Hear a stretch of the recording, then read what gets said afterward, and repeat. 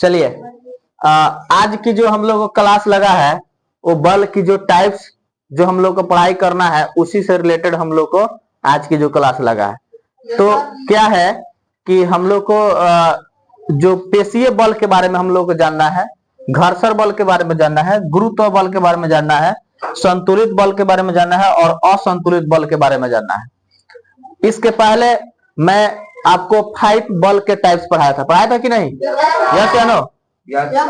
तो अभी फिलहाल में जो आज की जो क्लास लगी ये वाला हम लोग को क्लास है बल के अन्य भी और भी सारा टाइप्स है। बट आपकी जो क्लास की जो लेवल है ना 3 से 4 बल के बारे में पढ़ना है। जैसे पहला संपर्क बल, असंपर्क बल, घर्षण बल, पेशीय बल, ये सारे 3 से 4 आपके बुक में दिया हुआ पढ़ने के लिए। जबकि मैं कितने बल के अभी तक पढ़ा दिया आपको? मैं तो इसके पहले 5 पढ़ाया था और फिर आज कितना क्लास का आज कितना हो गया? 5 हो गया, यानी आपको टोटल हो गया 10 हो गया है ना?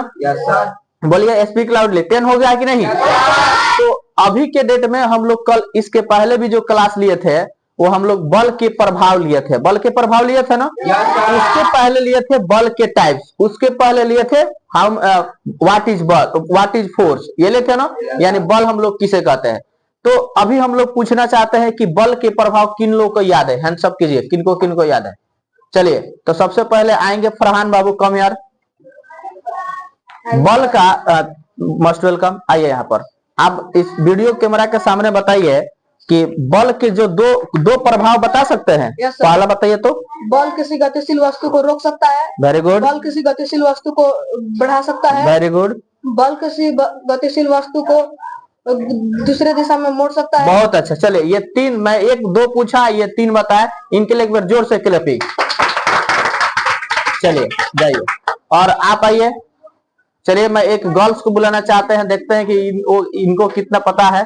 आपको आप यहाँ पर थोड़ा खड़ा हो जाइए, बताइए सामने वीडियो कैमरा के सामने देखिए, सामने सीधा मेरे जैसे ओके ना, सीधा। हाँ, आपको बताना है कि बल के प्रभाव जो बताए थे आपको मैं 5 प्रभाव बताया था ना, तो बल के किन्हीं 2 प्रभाव को बता दीजिए।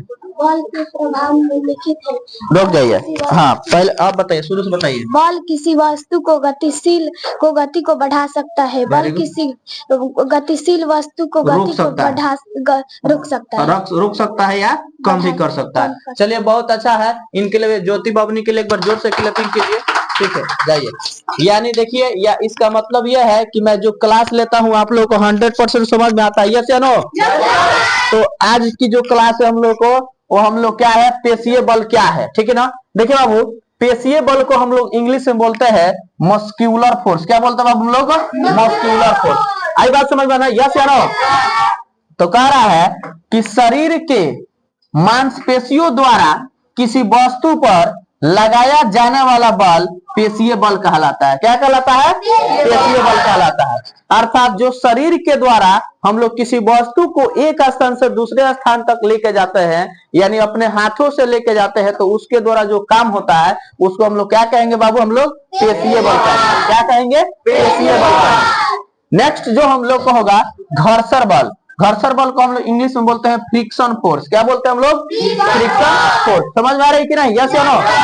देखिए अब फ्रिक्शन फोर्स क्या है, कह रहा है कि जब 2 वस्तुएं एक दूसरे पर गति करती है या गति करने की कोशिश करती है तो उनके संपर्क तल पर एक बल कार्य करता है जिसे हम लोग क्या कहते हैं? घर्षण बल कहते हैं। क्या कहते हैं हम लोग? घर्षण बल कहते हैं।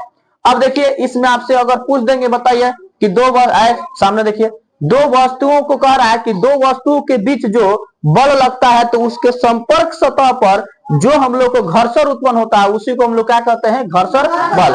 जैसे आपको मैं बता रहा हूं, जैसे आपको सबसे पहला बोर्ड से बता रहा हूं, जैसे मान लीजिए एक ये वस्तु हो गया और एक ये बोर्ड वस्तु हो गया ना। इस पर मैं जो लिखूंगा ना तो इसके बीच पर इस बीच में जो घर्षण उत्पन्न, इसके तल पर जो घर्षण उत्पन्न विदाउट घर्षण के द्वारा ये नहीं लिखा सकता है। तो इसके बीच जो लगेगा बल उसको हम लोग क्या कहेंगे बाबू? हम लोग घर्षण बल। क्या बोलता है? घर्षण बल। इंग्लिश में इसको क्या बोलता है? Friction force. क्या बोलते हैं? Friction force. चलिए हम लोग बिहार बोर्ड के बच्चे हैं तो बिहार बोर्ड के जैसे पढ़ाना पड़ेगा। ठीक है ना? उसके बाद देखिए फिर कह रहा है आपको गुरुत्व बल क्या है। कहता है कि गुरुत्व बल जिसको हम लोग इंग्लिश में बोलते हैं ग्रेविटी फोर्स। क्या बोलता है? Gravity force. समझ में आ रही है कि ना, यस या नो? हाँ, तो ग्रेविटी फोर्स के बारे में कह रहा है कि आपको बताइए ग्रेविटी फोर्स क्या होता है। अच्छा ये आप बताइए पेशीय बल और घर्षण बल को पूरा एग्जैक्ट समझ में आ गया ना आप लोगों को? यानी पेशीय बल मतलब हाथ से किसी वस्तु के अपने शरीर को द्वारा जो काम करते हैं उसको हम लोग पेशीय बल कहेंगे, और घर्षण बल कहेंगे यानी जो संपर्क सतहों के बीच जो घर्षण उत्पन्न होगा उसको हम लोग क्या कहेंगे? घर्षण बल कहेंगे। उसके बाद देखिए जो गुरुत्व बल कह रहा है, गुरुत्व बल होता क्या है? कह रहा है कि पृथ्वी वस्तुओं को जिस बल से अपनी ओर आकर्षित करती है उस बल को हम लोग क्या कहते हैं? गुरुत्व बल कहते हैं। क्या कहते हैं? गुरुत्व बल। अब कह रहा है कि देखिए एक और इसका डिफिनेशन होता है कि पृथ्वी जिस केंद्र से यानी पृथ्वी अपने केंद्र की ओर जिस वस्तु को आकर्षित करती है उसको हम लोग क्या कहते हैं?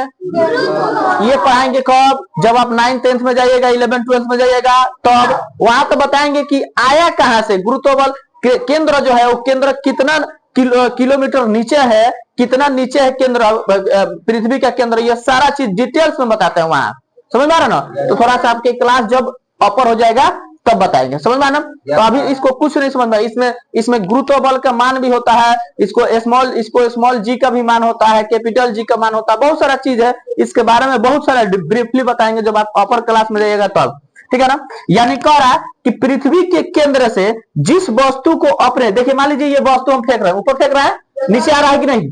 तो क्यों आ रहा है? क्योंकि पृथ्वी के केंद्र इसको नीचे की ओर आकर्षित करती है। पृथ्वी इसको क्या कर रही है? नीचे की ओर आकर्षित करती है। तो इसके बीच जो बल उत्पन्न होगा उस बल को हम लोग क्या कहेंगे?